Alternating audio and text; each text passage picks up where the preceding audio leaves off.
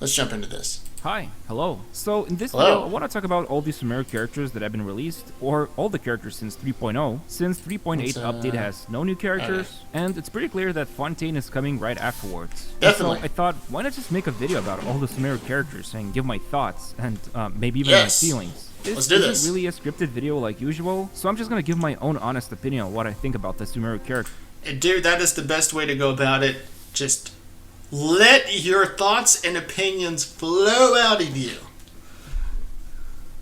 Since I built, reviewed, and used them in many team comps, including many team comps. So yeah, let's just start with the first character. Now in 3.0, we got a total of 3 new characters, which was Kale, Tignati, and Dendro Traveler. And starting with Kale, she basically got overshadowed by Dendro Traveler. 100%.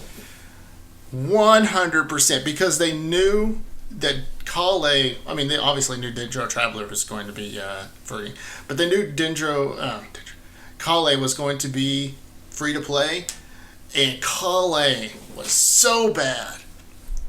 And Dendro Traveler just outclassed her in every possible way. Dendro Traveler is everything Kale wished she could be. In almost every aspect. The 2 biggest things that I did not like about her, like many other players, was the fact that her burst had really weird ICD, so even though it looked like it was doing a lot of Dendro damage, it wasn't really causing that many reactions, and when it comes to her boomerang skill, it often would miss the enemies, and it was kind of weird to play around it. But the thing is, she actually grew a lot on me, and it's not just because she's a precious person that we need to protect during the storyline, because once she gets a couple of constellations like the second one, and you give her a sacrificial bow, she actually becomes a staple team member for Neo Bloom teams. It does take a while to perfect her playstyle in this team, but I gotta say, her damage, her Dendro application, and most importantly, her playstyle just feels really fresh for Neo Bloom. And I really think because of the Dendro Traveler, she got a bad rap, when in reality, she's a pretty good Dendro character. And I think Gacha Gamer is probably being a little too nice here. The thing is that Kale, like I said earlier, Dendro Traveler is everything Kale wished she could be and more. Like he stated it, her skill will sometimes miss.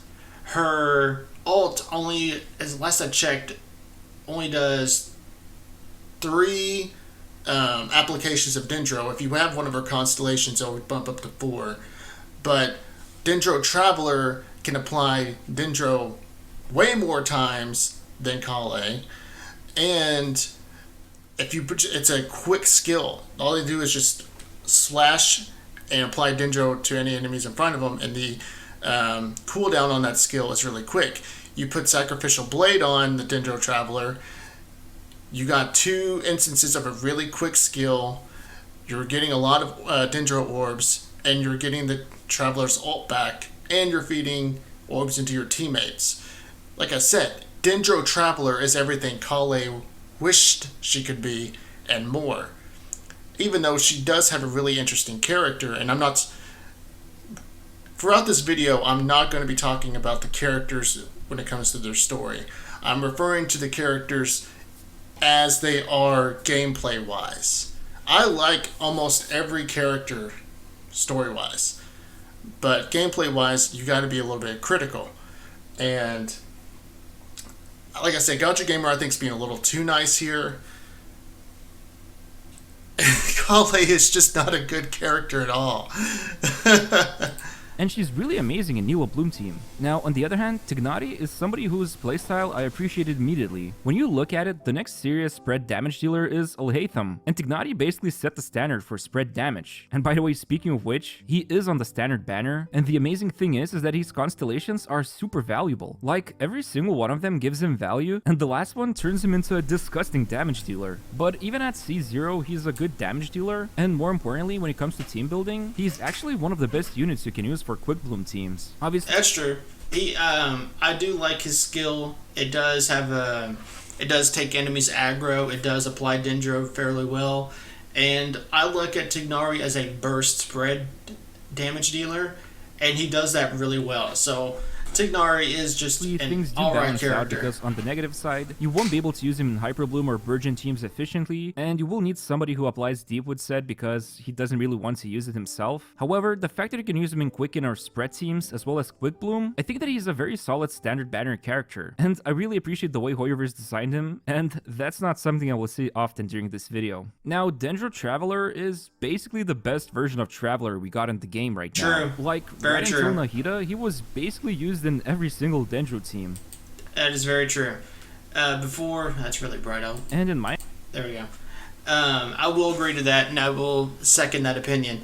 Dendro Traveler was your character you put in place as a placeholder waiting for Nahida, because we already saw a precedent set for... We saw with Geo Traveler. Geo Traveler was basically like a prototype to Zhongli without the shields.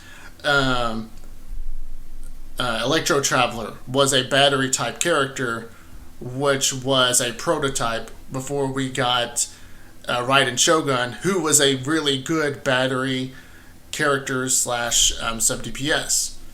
Electro Traveler is just a mid-level battery character. Dendro Traveler is a Dendro applicator, and a good Dendro applicator. Nahida is a Dendro applicator slash elemental mastery to the fucking moon buffer type character. Dendro Traveler does buff elemental mastery, but Nahida does it to a whole nother level.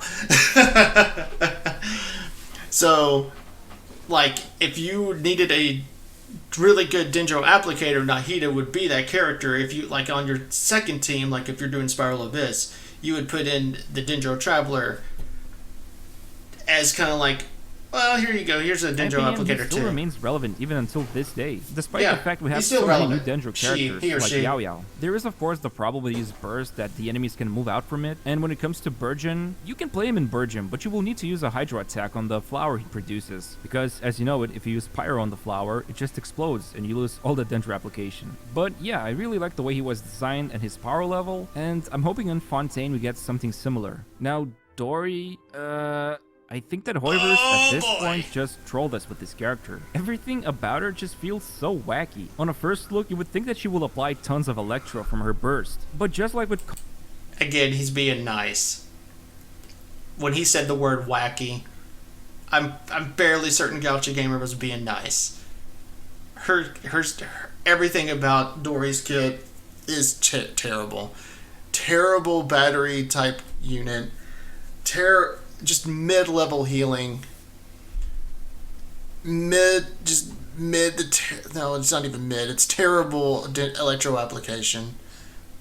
Dory is awful. It has a weird ICD, not to mention the fact her main source of electro application comes from the burst, and it's super expensive. You will need tons of VR to fix this problem. I mean, sure, she's a healer, so that's fine, but we also have Cookie, who outperforms her in every single way. The most important one being is that she doesn't rely on her burst, and you can just use her skill to trigger all the reactions. I think I made a video some time ago exploring Dory's potential at C6, and that's where she basically shines a little bit as a damage dealer in aggravate teams, but getting to C6 is just stupid with her, and I really feel like this just plays into her personality. At least that's true. That's 100% true. In this case, Hoyoverse just wants money from you to make her semi-functional at C6. I don't know, maybe I'm just too negative here. She is a healer. No, you're being real, bro. Normal attacks. And you're being real. Genshin, so just play whatever you want. Now, next one is our favorite TCG enthusiast and punny comedian. Sino is somebody who I feel like is in either love or hate relationship with players. I personally love his playstyle because all you need to do is just watch out for the eye, press the skill button, and go on repeat. Obviously, there's a lot of cool combos you can learn with him. I agree. And there are plenty of teams you can build with him as well. Oh yeah, that's a good pause, right? I agree that Sino is a good unit. He is a good unit. The issue with Sino, and trust me, I experimented with this myself back when Sumeru roughly launched, is Sino, even though he is good, the problem with Sino is that what he does, Kaching, a character that was here with us at the launch of the game, and everyone who's been playing since the launch of the game most likely has. Kaching does what Sino does better. Kaching has a lot of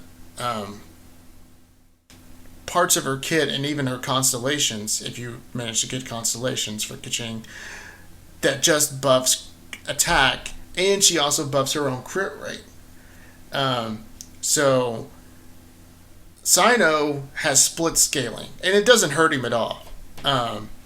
He splits with elemental mastery and a typical attack, but that doesn't hurt Sino's character at all. The fact that he has split scaling, it just means that you have more you have to work with when you're trying to build Sino. With Kaching, it's just build her like your typical main damage dealer, but instead of an attack sans, you put an elemental mastery sans, and you're pretty much done for the day. And then the other thing about Sino is that his ult, and I'm pretty sure Gacha Gamer is going to touch on this, his ult lasts forever. More than likely, his ult is going to last longer than everything that your sub DPS and your support units set up for you. Whereas Kaching, because she's like her ult is like one and done, more than likely you will be able to do a lot more with your rotations, whereas Sino just takes forever. But my biggest gripe with him, just like with the Wanderer, is the lack of resistance to interruption. That's true. He also shares a similarity with Xiao, and that's because all of his damage comes from the burst. And in some scenarios, this sucks because if the Abyss Chamber has multiple waves of enemies, usually you will take out the first wave really quickly, but then you need to reapply Dendro, and that means switching out, which also means ending his burst. But still, you can build really strong Quick Bloom teams with him. And overall, with the right investments and teammates, he becomes super solid. Yeah, but not taking anything away from Sino, he's still a good unit. Characters. Now, Candace is another one who contributed to the roster of lackluster 4-star Sumeru characters. I would say that overall she's extremely niche for what she does. The Hydra Infusion and the elemental damage boost is just too niche, not to mention the fact her burst duration is just so short, and you basically need her C1 to make it usable. However, on the flip side, when playing in Nilo Bloom teams with Yao Yao, she actually becomes really valuable, especially if you have her C6. It's actually something I've discovered just recently, and honestly, her design with the whole shield and spear is really interesting to me, and I'm kinda happy she eventually found her place in at least one of the teams. And speaking of which... yeah. When it comes to... interesting to me, and I'm kinda when it comes to Candace, she is an interesting unit, and I agree with him. The shield gimmick is pretty neat. It's just that it's just not very often you really need a hydro infusion type deal. Yeah, you can kind of make it work with some like really niche freeze comps, or let's say like he's doing here with popping some bloom teams with Nilu, and you could maybe try to make some hyper bloom team with Candace and Kuki Shinobu, but it's going to be just kind of really niche things, and that's where Candace really falls in. It's just really niche.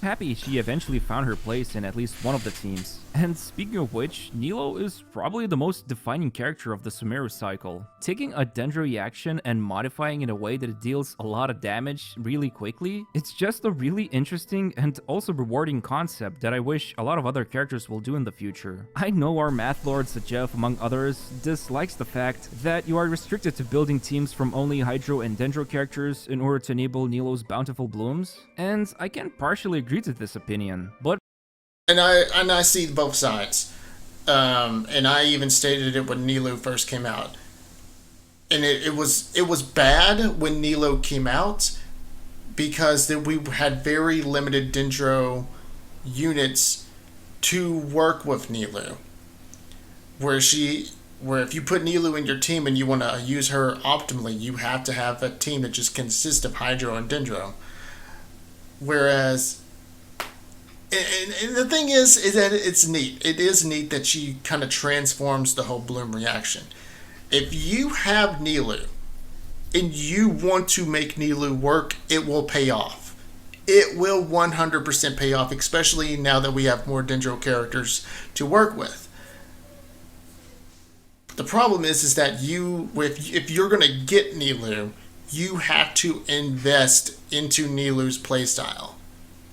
And that's the thing. That's why Nilou is so polarizing and so controversial, is that, like I said, if you get her, you have to invest and play to her. And that's it. That is how it is. But personally, I like the fact you're restricted to only 2 elements. Provided that the outcome is rewarding, I don't see that big of a problem. This was definitely annoying and noticeable just when Nilou got... Well, that's the thing. He said it right there. Like I said, if you get Nilou, you have to invest in her playstyle. And it would be completely dumb if it wasn't rewarding.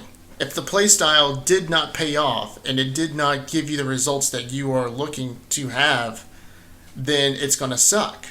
So yes, if you're going to have this playstyle, it has to be good, or there's no point to it at all. So many Dendro characters, and I'm assuming we're going to see more Hydro characters in Fontaine. I think right now it's totally fine. Like, off the top of my head, I can come up with 8 team variations right now. And besides the specific way you need to build teams, she also vertically scales really high with the damage. Like getting her signature weapon, getting her second constellation, or getting Nahida's second constellation. The AoE damage is just through the roof. And even with some team variations like with Kali, the single target damage output is also really good. So yeah, Nilou definitely an amazing character. Kinda had a rough patch during her initial banner, but still, she offers a unique, rewarding, and powerful playstyle. Now, I don't want to spend too much time praising Nahida because obviously she's a game changer. And basically because of her, Nilou teams are definitely more powerful.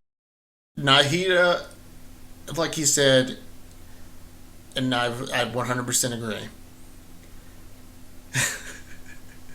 Nahida is probably the best character that came from the Sumeru arc, which is fitting because she is the Archon. We could be here all day talking about why and how Nahida is so good. And he's going to say it. He's 100% going to say it. She is the best Dendro applicator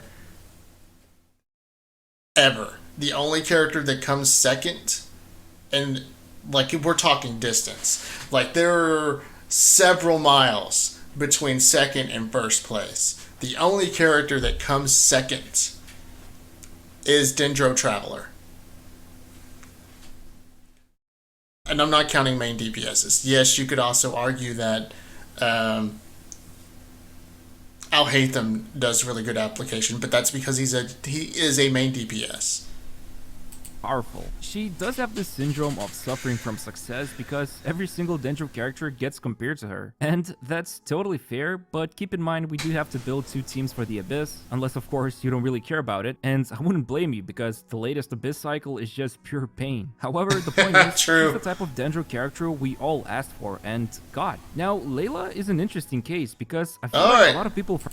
We went from a great unit to a mid unit. Forgot about her because of the Dendro hype. As a shielder, she's solid for me, but as a damage dealer, it's a bit more questionable because unless you're using her in a mono cryo team with Shenhe, or you have her C6 unlocked, for the most part, she's just a shielder, and we have plenty of those. However, what's really unique about her is that her shield and her cryo application can be done off-field, and...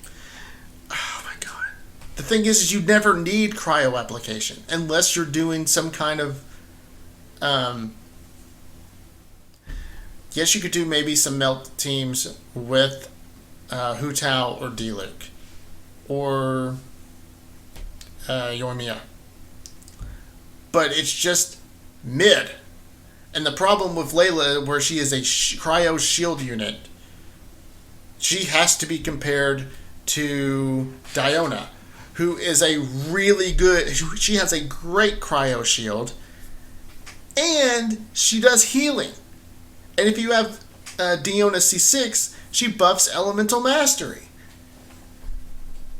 The problem is that Layla has no choice but to be compared to Diona because they both do cryo shields. And the issue is that Layla just has a decent shield, mid-level cryo application, and the thing is that her damage that she does with her cryo attacks is just very, very poor.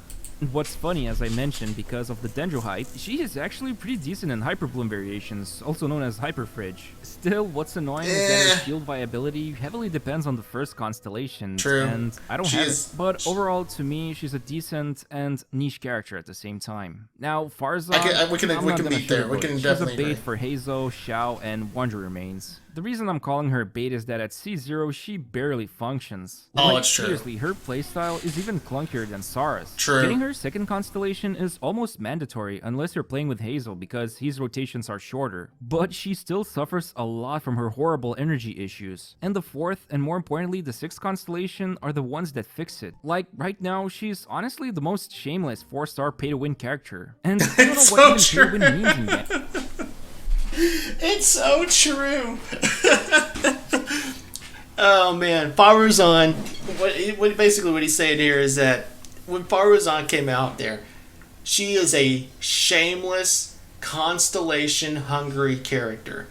The reason is because her energy regeneration is terrible, and in order to actually even recharge a decent amount of energy, is by popping her skill and then aiming down sights and then shooting an enemy.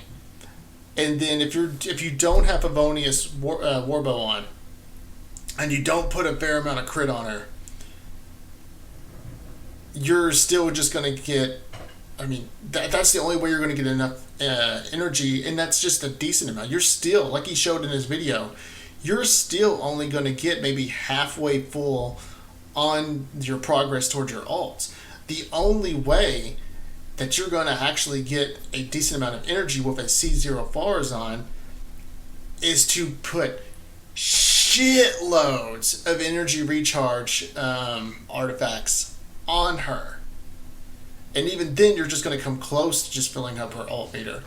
And to get to my point with the whole Constellation Hungry thing, her C6 is the only thing that fixes it to where she will actually reliably get her ults. A C6 Farazan compared to a C0 Farazan is night and day. Night and day. Because it's not really a hard game. I don't know, I'm sorry for the rant, but I feel like Hoyo shouldn't just release characters with the problems and sell the solutions from the constellations. True. And the thing is, she's actually really fun to use at the 6th constellation. And you definitely feel stronger when using Xiao, Wanderer, or Hazel. But I don't know, I just feel really conflicted about her, and she still feels kinda super niche. But going back to characters that actually feel complete, Wanderer is actually super solid with a couple of problems. But the most important thing about him, I think, and something that doesn't really get acknowledged a lot, is that he is extremely good for world quests and exploration because of his flying. And if you compare him to Xiao, he doesn't really rely on his burst for damage output. Although, if you do have his second constellation, then yeah, it also deals a lot of damage as well. But this guy definitely needs shielding because without it, he gets popped like a volleyball. Yeah. Wanderer is a fun unit, and the whole flying thing makes him super satisfying to use when you're just traveling around the open world. The thing is about him that he just touched on is that when you're flying around in the air, you're very vulnerable. So if you're in like Spiral Abyss and you got a ton of enemies that have ranged attacks or even big AoE attacks, Wanderer is just going to get pushed all around. So you got to put like some kind of shield. And obviously the most reliable shield is Zhongli's shield. If you put Zhongli's shield on Wanderer, then you're 100% going to be safe from those attacks will just push you all around while you're flying around in the air. And it's funny because I thought initially because of his flying, enemy attacks won't be able to reach him that easily. However, the opposite happened. Most of the enemy AI becomes really ruthless when he's in air. So if you're like used to the enemy patterns and foreseeing them, when you're in air with Wanderer, you don't know what happens next because the AI is just super weird. He also has one of those hyper carry problems where if you don't invest into him or his teammates, then his damage output is not that great. But on the flip side, if you use Benny Boy and Witsith, the damage then becomes great, and if you also have C6 Farzan, well, things become even better. Still, I think his best selling point is the ability to fly, and he makes world exploration that much enjoyable. Very true. Yao Yao is probably one of the most pleasant surprises that have happened in the whole Sumeru cycle. I mean, she is from Liyue, and we know how that logic works, but I really love the fact we got a defining 4-star character that we can pretty much put into any Dendro team. She's got... I agree. Yao Yao was the very... She's one of the first 4 stars in the whole Sumeru arc that surprised me with how decent they were right off the gate. Yao Yao, like he's saying here, you don't have to invest too much in her, like constellation-wise, to make her good. Because at this time, especially after Farzan came out, everyone had a bad taste in their mouth with Farzan because they were expecting the same thing to happen. Where Farzan was super constellation hungry, and her C0 was absolutely terrible.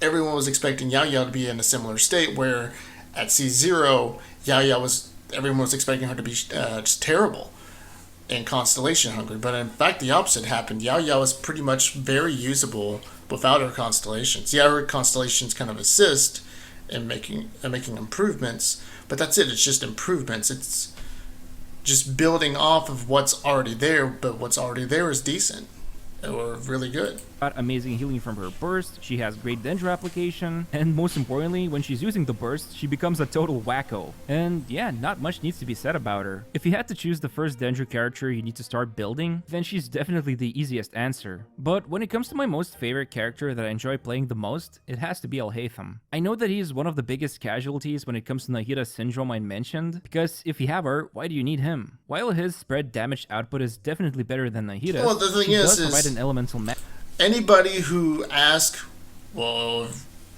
I mean, you got Nahida, why do you need Alhaitham? Because the playstyles are completely different. Alhaitham is designed to be a main DPS. Nahida is meant to be a support / applicator, borderline sub DPS, but mostly a Dendro applicator. That is Nahida's purpose. That is what the design philosophy was intended when she was made. Alhaitham, like I said, is completely different. He was designed to be a main DPS for spread team compositions. And actually, by pairing either Nahida, at the time, I paired Nahida with Alhaitham. That way you had Dendro resonance, and you were able to just kind of pop off as long as you had an electro and a hydro unit in your team. Mastery boost, and she can also be used for off-field Dendro application. Both of them can be Dendro drivers, but only one of them can enchant me with their 6-pack. I mean, I don't know, I just like his playstyle, that's all. 100%, he has a great playstyle. Nahida is actually great really playstyle. Good teammate for him. And I feel like out of all dedicated damage dealers we got from the Sumeru cycle, it feels like he doesn't come with a condition attached, and he's absolutely fleshed out at C0. However, True. I cannot say the same about Dia, because if Dory was the character that Hoiber... Oh boy, this is gonna be good. Probably one of the worst 5 stars in a very long time. And it's so sad. So sad. Hold on, I want to back this up just a second. However, look how great this character looks. Look how great Dia. She looks amazing. She has one of the greatest character designs, and it's so sad that this is probably one of the worst characters in the game. If I told you this character was one of the worst characters in the game, would you believe me?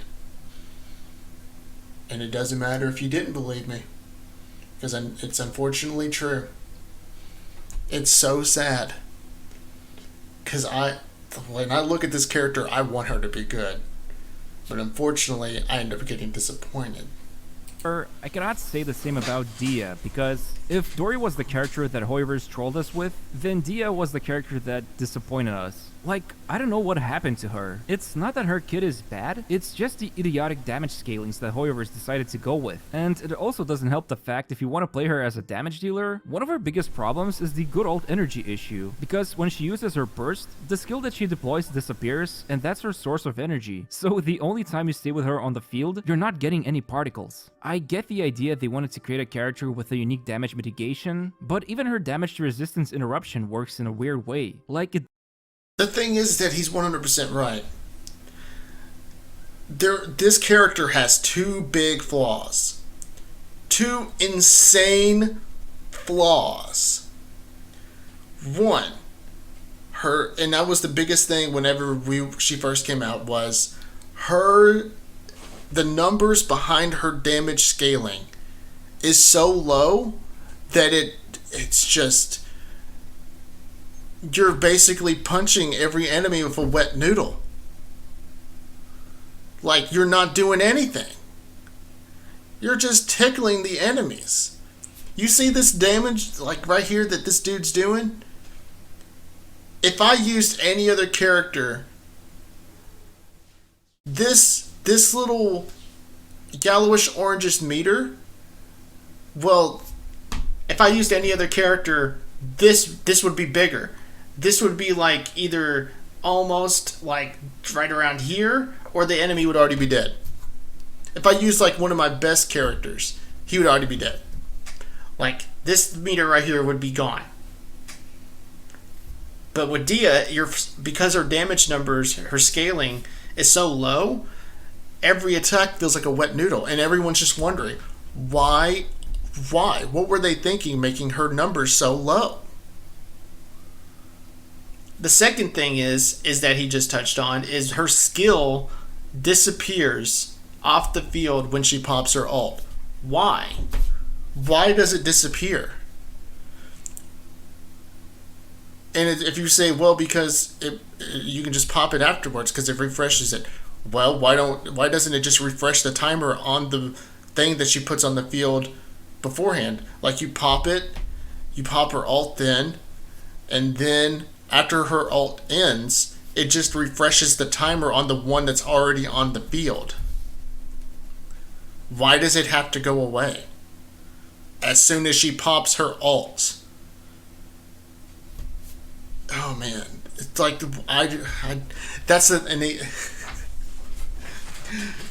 this character is so bad, and no one can understand why she is so bad.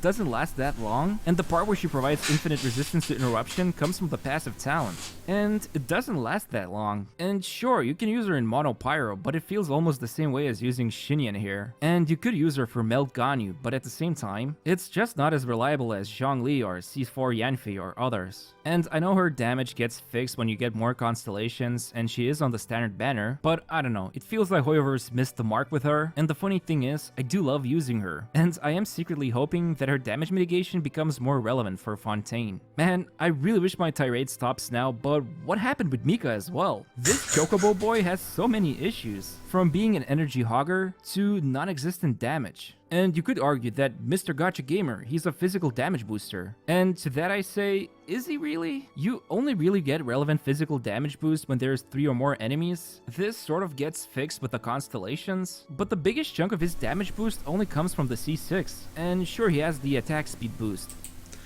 And the other thing is Mika he's not as... Yeah, he was meant to be used in physical DPS teams. Mika was meant to be paired with Eula. But he also suffers from, and it's not as bad, but he does suffer from the whole Farazan thing, where he's just decent. He's not terrible at C0. He's not terrible, but he's just mediocre at C0. And his C2 kind of fixes things and makes it a little bit easier to use him, because then he's stacking more of whatever that thing is that he stacks that helps boost physical damage and also buffs attack speed. And then yes, C6 makes him like a lot better, but it's not as atrocious as Faruzan. But it's still not good. But for someone like Eula, this barely translates to a single normal attack. Because if you didn't know, Claymore users have one of the lowest attack speeds. And so 100%. Getting this kind of a buff usually doesn't really give that much to them. And the irony here is that just like with Dia, I actually really enjoy him. I love the fact that he uses his polearm, his crossbow, and his spellbook. I like the chunky one-time heal from his burst. But right now, he just doesn't feel fleshed out. Maybe once we get more physical damage dealers, or somebody who really cares about attack speed. However, for now, he just remains too niche for me, especially for the fact his damage buff doesn't snapshot with Eula's burst. Yes, Kaveh, the poor man's version of Alhaitham. Oh yeah, 100%. Isn't really that great, and while he has a unique way to self-heal from Dendro explosions, the biggest seller here is that he's from the Dendro element. Personally, I just use him as a Dendro driver for Hyperbloom or Birch.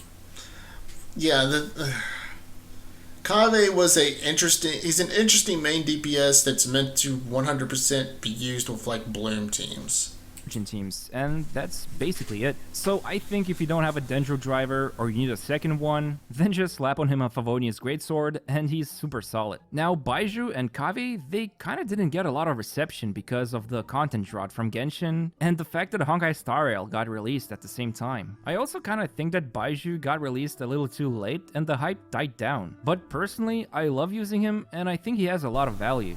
I agree. Baizhu was one of those characters that he kind of flew under the radar because Honkai Star Rail came out. Trust me, I know. You've seen the content. I'm definitely been playing Honkai Star Rail. But I did get Baizhu, and he actually is a good unit. He is a really good healer. He does have a decent shield that kind of helps with mitigating interruption. And where he's a kind of a shielder and a really good healer, he can be paired with like characters with Alhaitham. That way you get that Dendro resonance, and then you can just slap in Kuki Shinobu and Yelan or Xingqiu for really, really good Hyperbloom teams.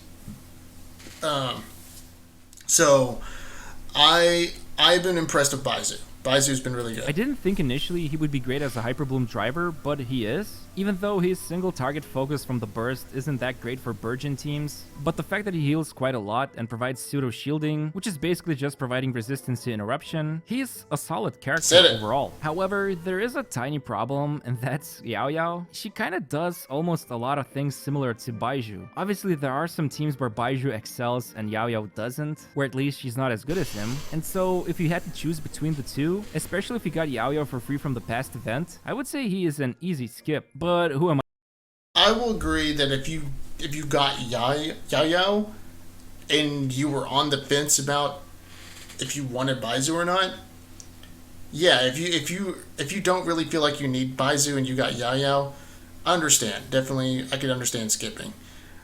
But I will say that Baizhu, he's a 5-star character. He's going to do a little bit more than Yao Yao.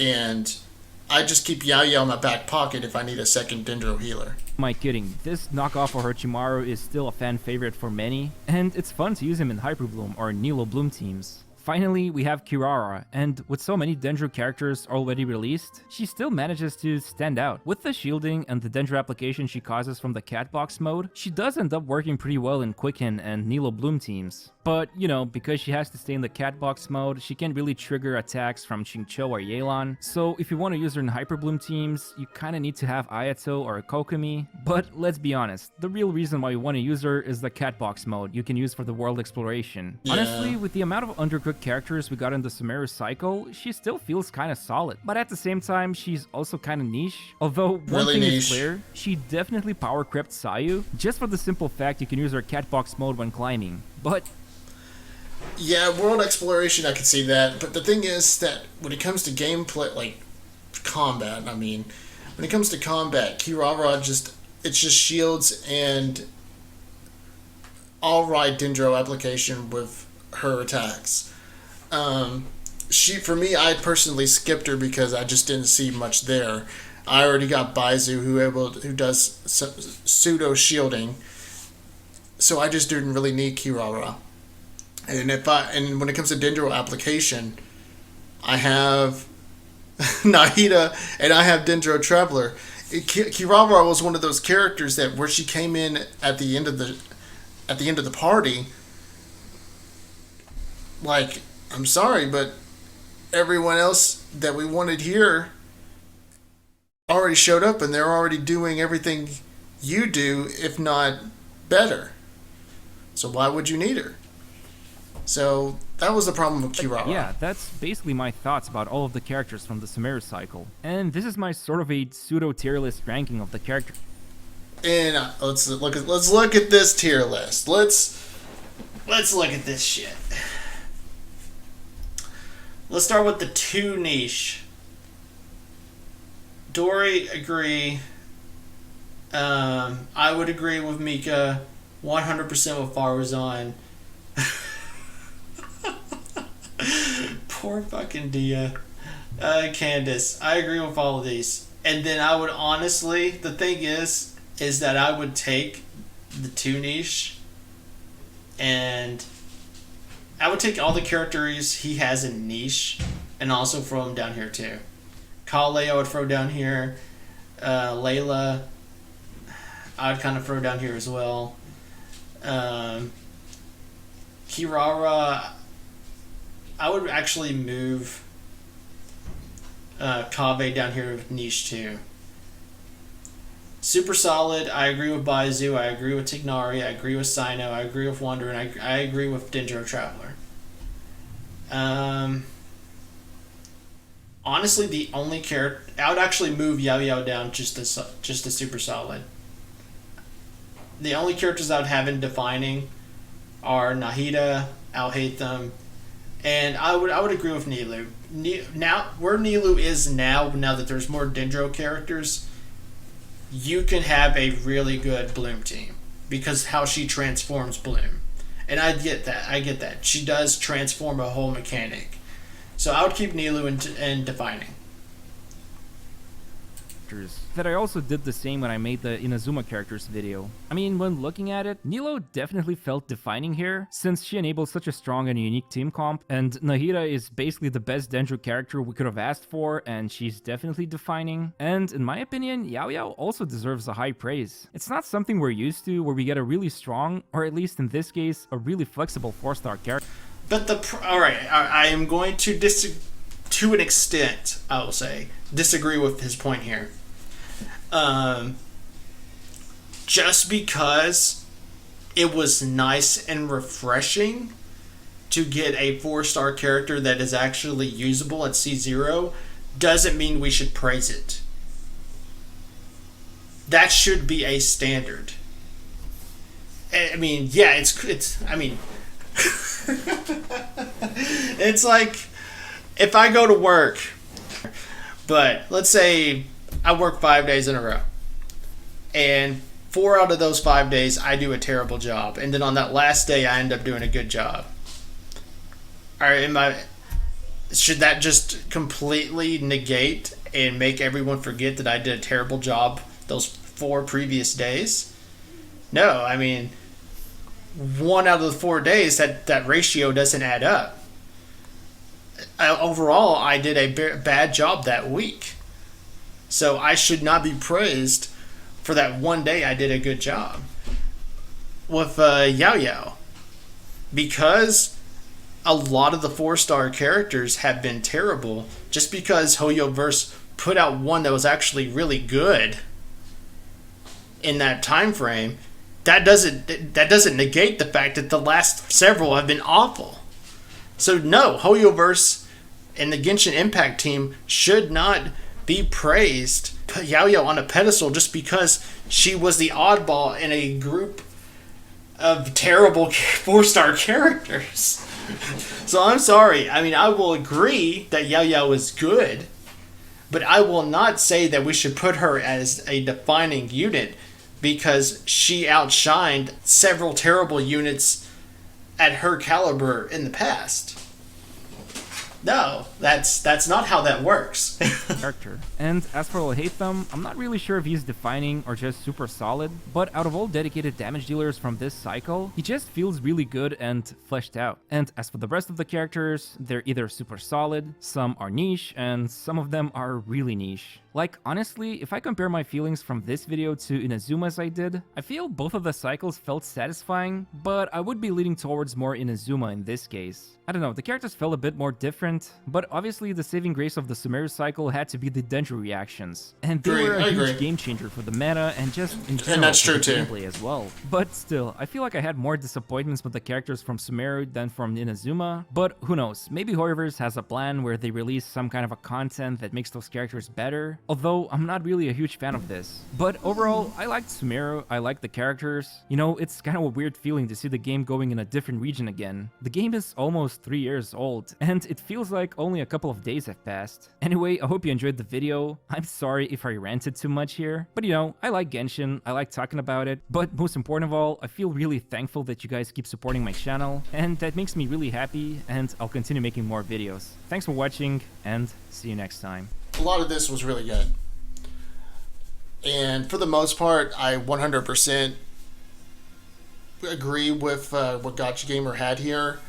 I would only make very slight adjustments to his list here, like I said. But for the most part, I think he hit the nail on the head. Sumeru put out a lot of good characters, but it's been mostly 50-50.